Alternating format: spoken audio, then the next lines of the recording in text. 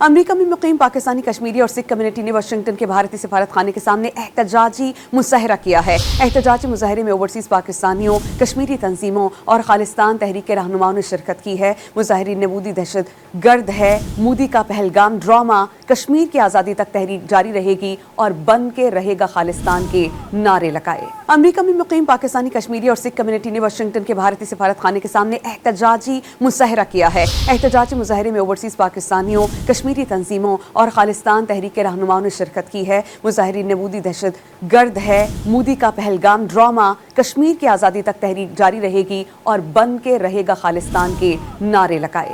زندہ باد پاکستان، زندہ باد کشمیر، some love زندہ باد پاکستان، زندہ باد کشمیر، some love زندہ باد پاکستان، زندہ باد کشمیر، some love زندہ باد پاکستان، زندہ باد کشمیر، some love